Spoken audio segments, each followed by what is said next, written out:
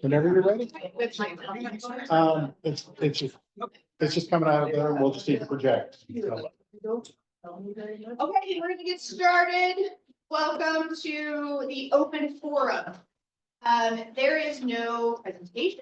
There is no agenda. This is something that came out of last year's user conference, where we were talking about one thing, we had a session dedicated to one thing, and 12 other questions kind of organically came from that. So we thought, let's dedicate a program just for that. My name is Katie. I am the director at Cape Girardeau Public Library. I am not a knowledgeable person or an uber knowledgeable person when it comes to Evergreen.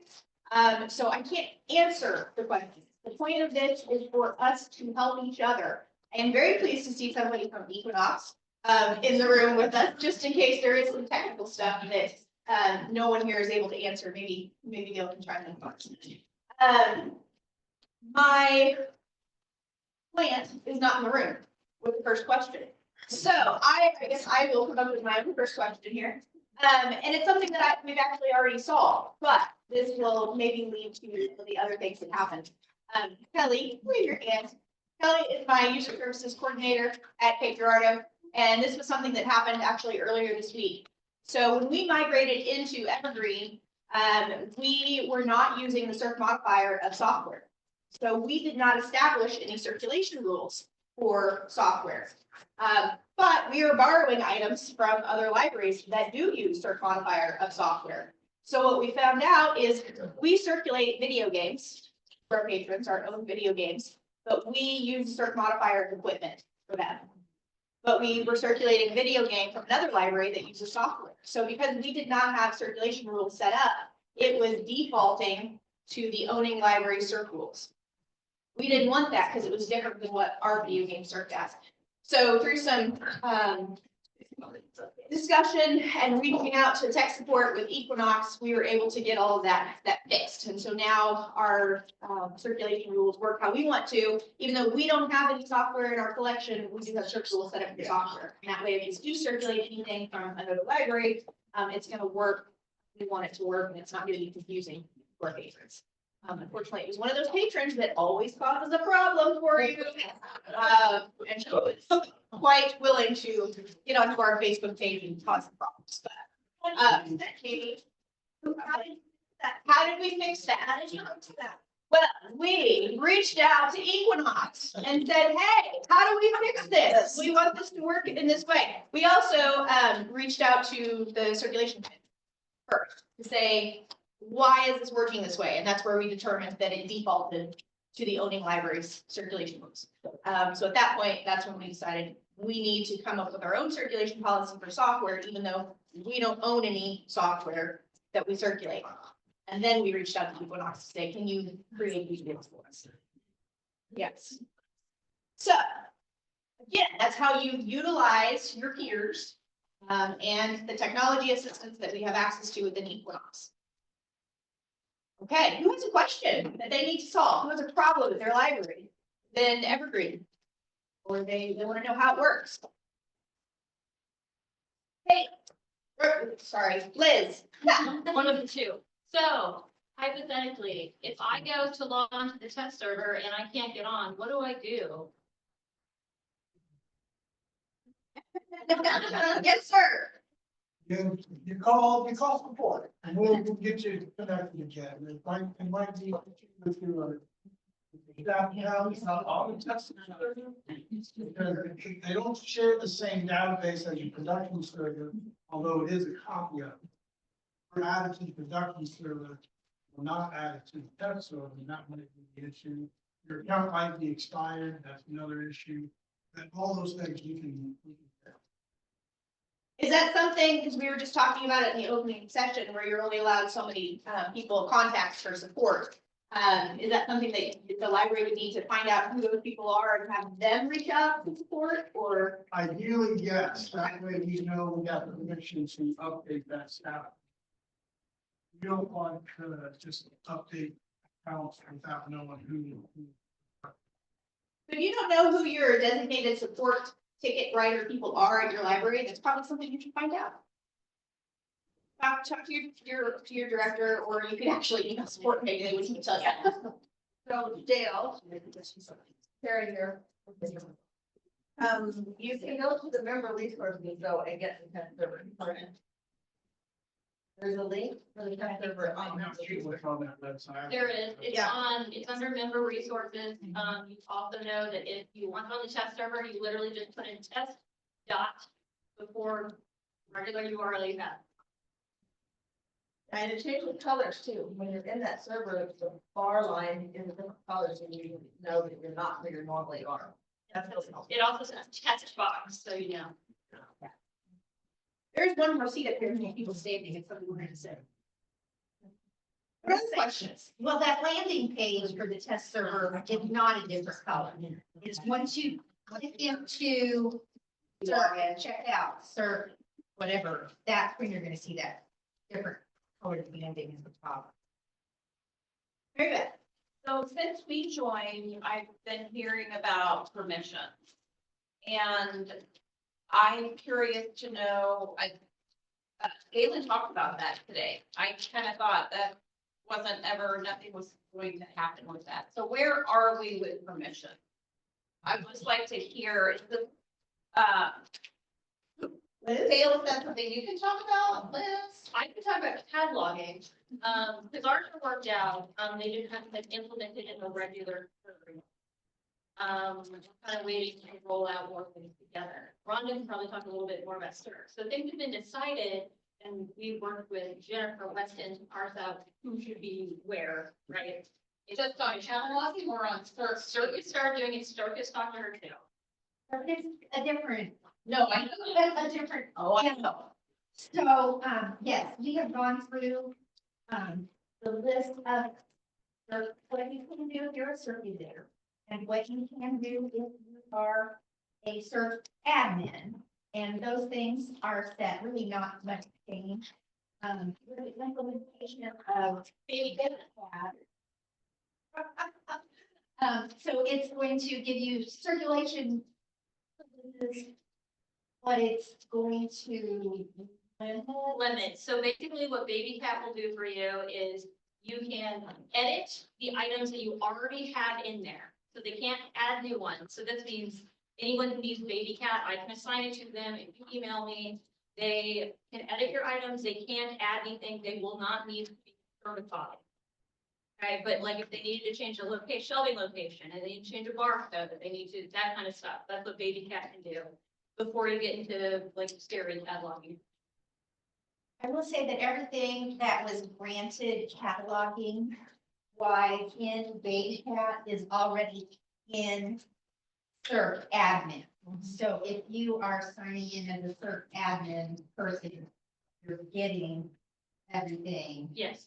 that Baby Cat would have. But if you have a new cataloger coming on that doesn't have gone through all those steps yet to get the extra level, then that would be probably where you would start with a catalog. The example we were given is somebody who maybe works at the front desk, and like you have shelves of books, of new books, and you want them to just be able to change it to wherever they're supposed to go from there.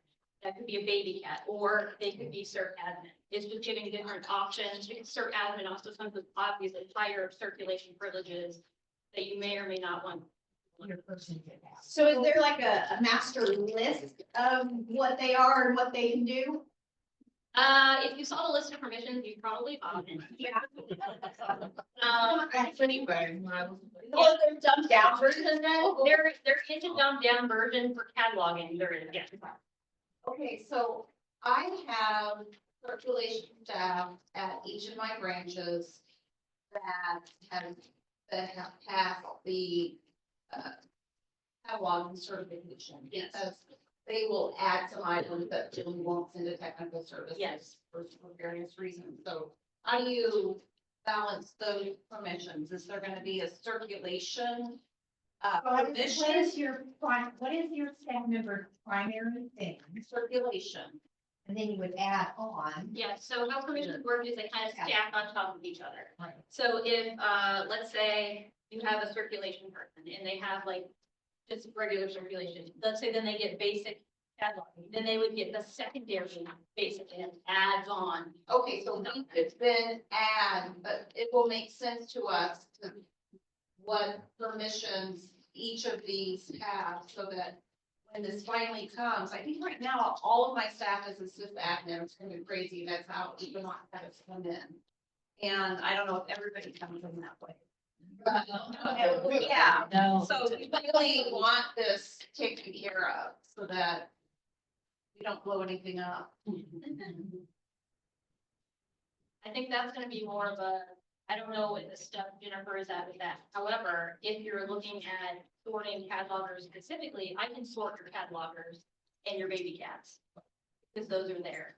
The next steps are gonna have to go with Jennifer and implementing like what CERT has, so for everything will come under the new permissions project.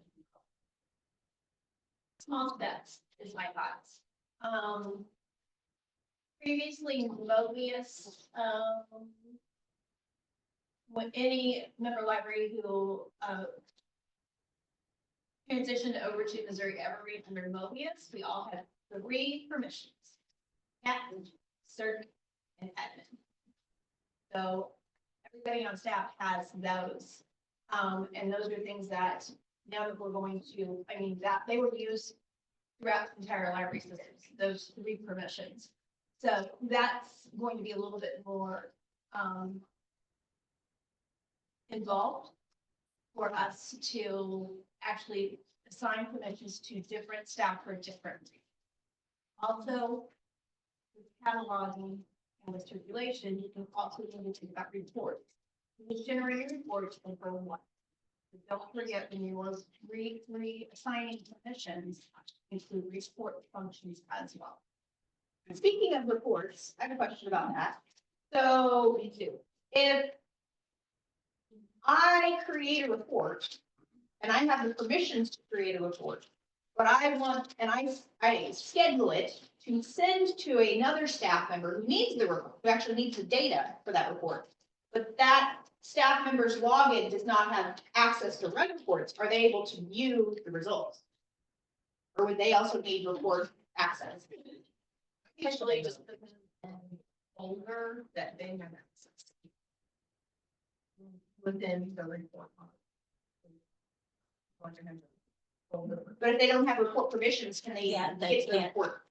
They would at least need to be able to have them to open the report, get in. Right. Yeah. Even if they're not writing before. Be able to view it.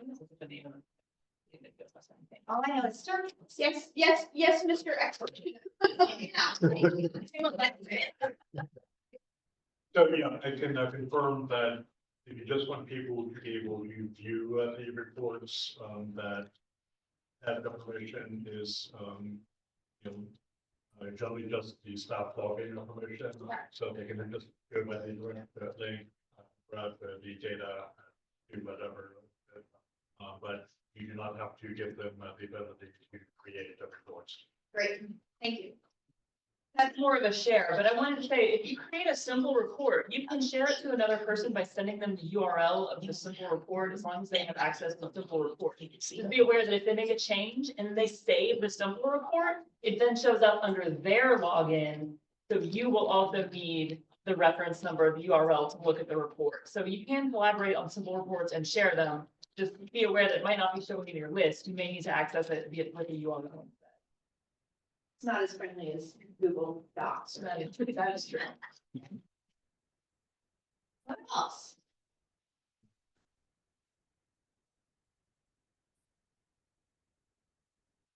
Gosh, guys, we still have a lot of time. So better Yeah. questions. Yeah. Yes. I'm having a situation with my own account that I have an outreach profile. And I am unable to check out book kits. And I have sent Equinox to Thicket about this, and we're still working it out. But I just wondered if anyone, they thought maybe it was, I had interlibrary loan permissions, which I'm not familiar with. You have a staff login account for outreach, or they have an? This is my personal account. And so I was trying to, I check out a lot of books for my story times that, for my outreaches. And then, I was also checking out a book kit for another outreach that I do. And it said that it was not allowed. Do you have any cert policies that would limit the circulation of book club kits based on patron permission? We do, It would be based on patron.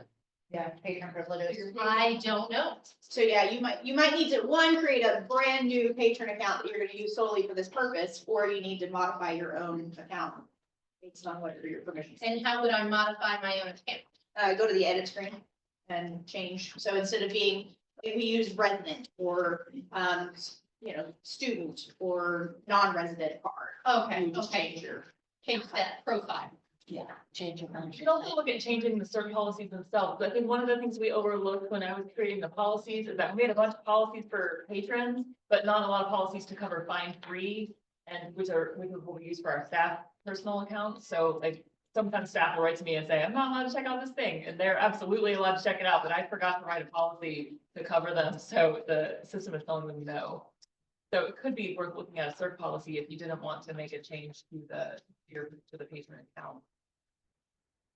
Lisa, on the age protection thing, which I'm gonna go to that later too, but, is it as simple as when you get a new book, you just make it lesser number of months?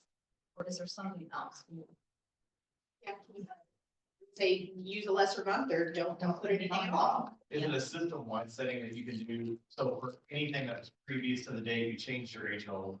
Yeah. Is there a system-wide setting that would change everything free, or is it just from, so for example, we went from 6 to 3, we just, from that day on, every new book that came in, That's. you didn't change anything back, I think we did more. and it just changed the name. Did it, and then the buckets, it changed. You just did the We're able buckets. to- Okay. We just decided to go just on a certain date. So actually, April 1st will be the 3-month hold thing. So it'll be implemented after I'm gone. Yeah. So I won't know. Yeah. I've probably heard this 100 times, but we don't see it often enough. The statement, when we're trying to fulfill a hold, we'll get a response that says, policy prohibits this hold from being processed. Where is that coming from and what are we supposed to do with it? Most likely the whole policy itself said no. Evergreen is selecting a whole policy that says, do not let this hold happen. So we just stop the hold completely? Does the other library then get notified that this hold has been stopped? And is it on our end or is it on the? Let me make sure I understand. Yeah. You're picking up books, you're pulling books to fill a hole and Yeah. say no?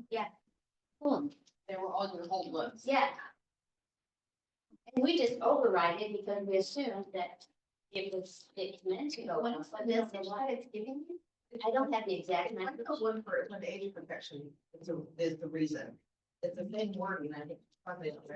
But if it's. So why would it show up on our Lips. list? Yeah, I don't watch it, I'll pull it. You understand? That's the same message you get when you probably get it protected. Yeah. Okay, when it happens, Screenshot it, I'll send it to you. well. Any great to say about it? But, and in the particular, I can imagine scenarios where it's specific to the item in question. So Imagine this, you get 2 copies of a new book, when you catalog items by, literal mistake. Only one of them has age of production, one of them doesn't. So because one doesn't have age of production, the item in general may show up on the pull list, if you feel another hour is full, because it doesn't have age of production. But when you're going through putting holds, you may not be triple checking that barcode, both of them on the shelf.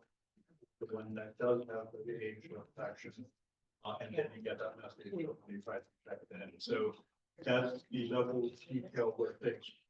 Could it also be like a fail safe where maybe, the patron that wants it at that library, that staff member is overriding a thing, and then it gets to this library and they're like, wait a second, we don't actually loan that. Yeah, it is also possible to, if they start member override secret, we start forward in the first, that's you end up in a series. Maybe that we've been told to do that now. We have been told to, right, not to every. Right, but this sounds like it is an age protection issue, and that's how we've been told to handle that, so that we don't have to remember to put a hold on a book 6 months later. Right. Or But whatever. if it be something that you have that's not holdable, like we have kids. Right. We don't allow people. Yeah, or the patron it's going to has a bill, and then they can't have that hold. That's what I'm wondering. The bill and they're not. allowed Yeah. to- They can't. They used to hold, but they still had it good and Yeah. good, now that they know that it's no longer So then you available. get overridden, or you do not, that's no one. Yeah, they override it. They get- Yeah, You wouldn't override it. give them the time they. The library isn't gonna let them check it out. Right. So- And they wouldn't know why it wasn't being sent to them necessarily, unless they looked at it individually, each kind of individual. I do think that there's so many possibilities of problems that, again, next time you have to screenshot it and send it to Econos. They'll figure out exactly what's going on. And screenshot us, because now we wanna know. Because it will say that you all really want to have that meet you, but actually, not with literally 2 dozen reasons, so. Or probably better ways to do that of the environment. Do you want a screenshot or something? Screen photo would be fine, but what we're actually looking for, is, the details of which item for the request and or the specific picture. So it doesn't have to be a screenshot per se, but screenshots can be very helpful. But in general, what we're looking for that sort of, reporting an issue with a transitory, circulation thing is knowing what item, who, and especially what time, as precisely as your number. And can I add something real quickly about screenshots, which I think you all saw my email about the general membership. Screenshots are great, and screenshots of dogs and cats are even better. But what you need to make sure to do, and I'm going to be working on our listserv, because the SOP, and this is mostly for our friends at Equinox, what I see happen routinely is you all have a problem. You'll do a screenshot, you'll send it out to a support list like Swift Help or Cat Help or something like that, and everyone goes, and at that point, then you contact Equinox. It's that initial point that if you're either not registered with that listserv or you're sending high-res pictures, that it's choking on the listserv. And then I have to physically approve each one of those messages before it can get posted. I'm working on getting that all fixed, but it can also help me if you don't send high-res pictures and high-res screenshots. So The screenshots to our report, I don't think they have that. you don't need a screenshot, right? We don't necessarily need to Yeah. create out. They are helpful in some situations. We'll do a last. And you can do that on the support ticket, you can do a screenshot. I just know that the way we frequently do it is people will say, hey, have you seen this first? And it'll go through a list. And if I have to physically approve all of those messages, then that can delay you getting an answer by. And also be careful with your screenshots about patient privacy. So yeah, that might too, what your screenshot. Good point. There's a lot of things that our libraries don't transit and for a very good reason. But sometimes when you're trying to place a hold for a patron on a pig pen or something else, and you're not aware of the library's lending policies, it will deny the hold request and you're not really sure why it is. And I was wondering if the consortium had ever had a conversation about how or if it's possible to show somehow that these items only circulate to your library or they only circulate to a certain group of patrons within your library. I'm not sure how we would do that. And this has been a problem that we have dealt with even on our old system. So like hotspots, for example, are very tricky. And I was wondering if that had ever been a conversation or if anyone had ideas about how we could do that. So when you look at cake pans or when you look at hotspots, you would know this is not available to my patron unless they want to drive somewhere and pick it up. Or even if they did that, maybe they couldn't because they're not the right patron group. So if the block said owning library blocked or something obvious that we could say, oh, this library doesn't lend that cake, yeah, I'm sorry, you have to go to Walmart. So my hope would be that the patrons themselves could be in the catalog, because we get messages from patrons that are like, we're trying. Why can't I place this on? Yeah, that's such a common thing in government. Why can't I play with this? Right, very good. So, it doesn't exist yet, but I could see a forward Evergreen to do it. So if, by hold policy, the holder cannot be placed for whatever reason. Under the hood, Evergreen knows exactly which hold policy is to say no. Something you can do with those hold policies in Evergreen is it's a description field that you can put in an explanation of the policy. So the upshot is it potentially is a feasible development to leverage that to say if a board fails for a specific policy, display the policy description to the patron. There would at least be the potential that there's obviously stacking out with that where that is in a space and say, okay, this is a library of things, material that doesn't travel outside of the library or something like that. So the upshot is, the broader point is there is certainly potential to make a more legible about why a given board request is logged from a database. Would you anticipate that to translate pretty well to Aspen as well? That's my question. Yeah, so would be a bit more work, but the underlying idea, call it Aspen is making to see this is all that possible. This is exactly the same one that Evergreen itself does. So yeah, there would be potential to expand it so that you just get a bit of user facing legibility that Aspen can display as well. Would there also be potential functionality where if the patron is logged in and let's say they're my patron and they're searching the catalog, couldn't the system just automatically exclude things that are listed as not holdable outside of the other org unit? And that's where things get really tricky because Evergreen's whole policies are so flexible in principle that in the most complicated case, the only way to tell if they could be forward on given item as possible is to do a dry run of placing the hold. So, if Evergreen were much just something the way that it would represent its order policies, you could potentially get that sort of automatic filtering or status displays, but then you would use a lot of flexibility. So, that by the way is what the data reading services that the blocks can now provide, especially through our development arm. Is we can advise on when a request that sounds complicated to you. It's literally a matter of 5 minutes for a developer versus a request that seems could be the simplest thing ever. Is a little 6-month project. But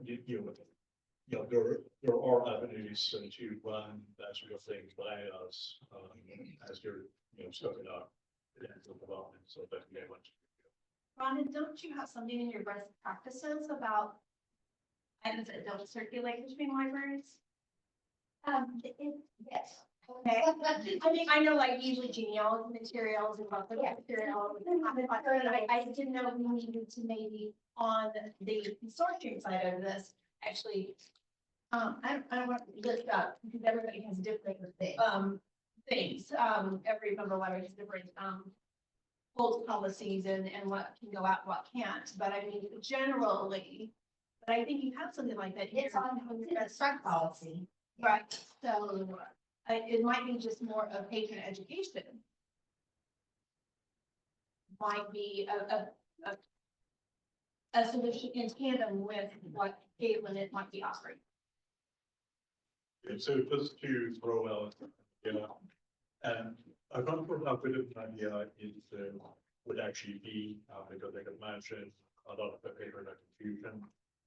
But yeah, I can imagine you doing things like workshopping locations, you know, let's say anybody does things, so shopping that location.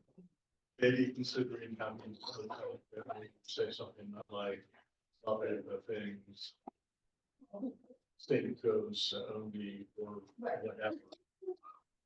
And code in the label that you show to the patrons, some indication that you know, it's not you know, it's available only at the now, you probably have to be very careful about the language, because I can also imagine some potential using patrons so that way, but that may be a workaround for you to consider. I know that there's a message right now that says, I wouldn't have trouble that far. Have you ever come across that? Is that, we just assume that that's what that means. It's, I've actually seen that once or twice, and I don't know. Maybe it just doesn't have the right legs. It's an oddity, yeah. can't get their. Did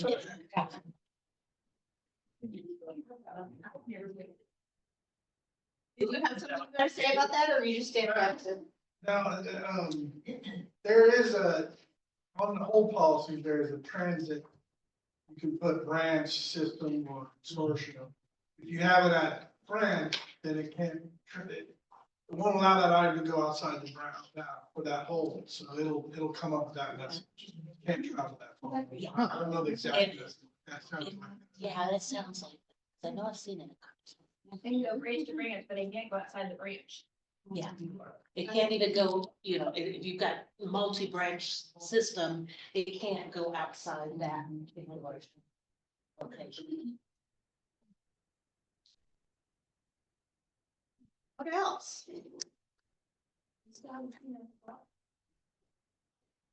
Free library cataloging is at the smallest branch. So that branch won't get their new books first. When you turn it in, the holds from the largest. One of those probably, but then the old ladies at the small branch can't get them until the big branch is finished. Is there a way to? Yes, and we're going to talk about it. Okay. Yeah, that's the next, yeah, that's the next thing. Have on to get in. But eventually get those books. Yeah. It wasn't a big action to get in, but you'll make sure. I think what's making me want to check in on the books. And Oliver, they're gonna put it off. I human schools. Okay, but you're gonna talk, which section are you gonna cover it in? Basic search for catalog. Okay, so if anybody else wants the answer to that question. Or that. And one won't tell the other one. Yeah. Too much for. Well, I know, but it's like, it's better if you see what I'm talking about. This is more for, and Dale, I think I've talked to you a lot about PayPal. So if we wanted to switch over to, from authorized.net to process payments through Evergreen to PayPal, they've gotten rid of their legacy settings. And I was told that there's gonna be development and that's specific, you have any updates on that? I don't have any. Okay. Can I have the other? Okay. I agree. So, we're looking through a patch, to, deal with. 40.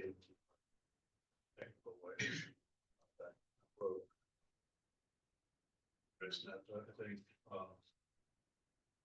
and, that you're really still picking on what you say. We want to. Yeah. Yeah, so I set it all up, I went back and forth. Like the situation, they're like, yeah, it's gonna work. And I go, Oh, okay. All right, so, all right, that's a different from, I feel, that, yeah, that's what we're doing. Okay. all right, okay, back to you, Okay. speak up and to, Yeah. make sure I talk about the processor, but it is on the radar. Okay. Something about that. Is where on your radar too? Where the point of sale? On your radar too? Yeah, okay. No, but, no, but seriously, are you, using that now or? We are just now implementing it. Yeah. How many people are using Square at the library? Getting close to it. We use it after the or you're using it or. No, but we use secure base. I'll turn back that in world name. When I switched over because the rate was so much better, than just their pay. The girl told me it is almost an impossibility to disconnect yourself from world pay and office that. And she was right. It took me 1 year. They kept charging us the monthly rate. And until at the end of the year, they took me over $700. And finally, after, oh boy, I mean, I spent days in my office at the workshop with these people, and I finally got them to admit that I had all my documents, everything dated, just ready. And I will never use them. I cannot recommend them, not recommend them enough. You don't get connected to them. They're horrible. Authorize.net and WorldPay. You're connected to WorldPay with them. We switched to WorldPay and it's been fantastic. I trust it more than the others so far. So we've been great. We've been on almost 2 years now.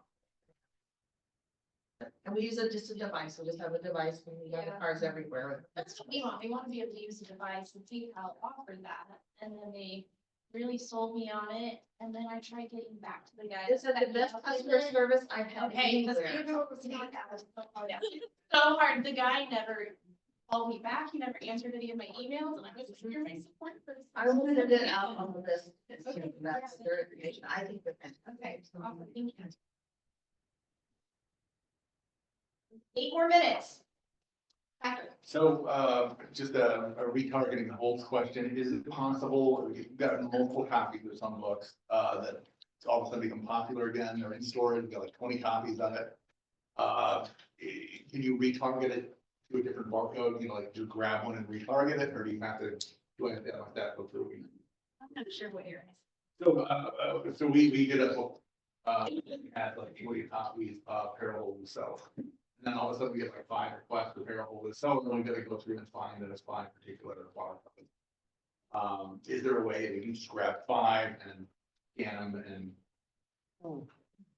and we. So it's targeted a particular barcode you're Yeah. asking instead of looking. And at it 20 usually is one that you we've just lost grab. track of, that we didn't mark as missing. Of course it is. Yes, there's ways to retarget. Okay, so we can just retarget that and to a different barcode? But you had to retarget until you got to the barcode of the one you had in hand. I haven't found a way Oh. to look at a hold and say, now fill this. Yeah, I hold can't with do this that. thing." Yeah. Fill this hole with this book. Yes, this one. There is Yeah. a setting that, Well, it might be how the patron or staff placed the hold in the first place. If they did an item copy hold. No, They these are, want These that, are- these are that just item regular copy. it's just the barcode selected by. Right. Evergreen. Not the Okay. copies that it holds. this might have been what Daniel mentioned, opportunistic holds capture. Yeah. So. Oh, that's fun. So in principle, what Evergreen should be doing in a situation like that, I think when we're checking an item in that we feel like hold, Evergreen doesn't actually particularly care which item has been designated and hold for not body transit. So you're in a situation, what it should be doing is, it shouldn't care which of the five items you're pulling out of storage. You could be able to check them in, and it will just automatically, go off the full. books without you having to do anything else, but, so in that scenario where something. It should be automatically. It does, work and, and make reasonable decisions about which hold and fail. I guess part of it might have been complicated by the fact that we were unaware at that time that we were on a 24-hour clock, and, we, that hold was placed at like, at 8 AM, the report was, printed at 7 AM the next day, and then we didn't get around to scanning until like 9 AM or something. Yeah, as long as an item is sent in transit, doesn't, go to another library for a hold. Evergreen, doesn't actually come that very carefully set of identical items that they're filling. I'm sorry, you said, transit there, so if it's going to another library, it will care? Yeah, if it's going to another, sorry, if it's in transit for another library, it does more, because it doesn't like to waste transit item. In a situation where quite many people have requested a different title, and you have 20 copies.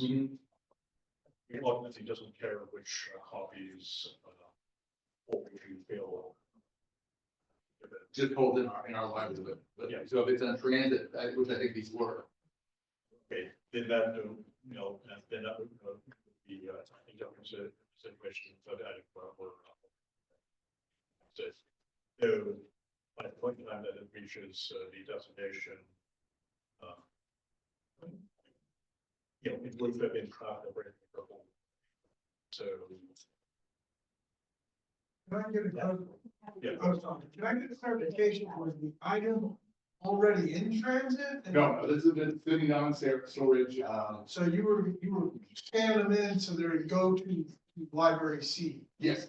Yeah, it should, when they scan that in, it It should should be, capture that. it's okay. Also, it's keeping in mind that as long as it's on the same bid. Yeah, all rights and on the same, they are. And available status. Target local. But, I mean, if they've been committed, conveyed it clearly enough, but the broad point is at the point of time where you're holding items and they haven't. Everybody does not particularly care. Okay, that's what we expected, and we weren't finding that, but it might have been, like I said, it might have been a different error. Now, with those, if those items were in like storage or somewhere where the item's not holdable, it takes time for Evergreen to put that item back on the Yeah. list. If that's the situation, you're going check You've and done modify. storage is not. And that might have been We did not. first, I think that was the first thing we fixed on. That's just local. So,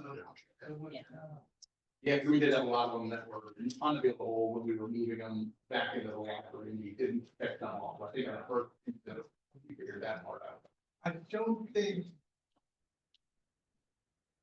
In that situation, again, you're gonna. That doesn't work very well at all. In that situation. Yeah. Because we have check and modify that'll retarget local. But not. For that item, so they can get to where it needs to go right away. If the library got, if the hold is out of your system, Mhm. and it doesn't do that very well, yeah. You have to wait that 24 hours. Yeah, we found that there was a lot of new. Where we thought about. That yeah. Okay, we've come to the end of our session. Thank you for coming. Thank you to our experts in the room for. I will. Let's go have some. Thank you. Yeah, this one's.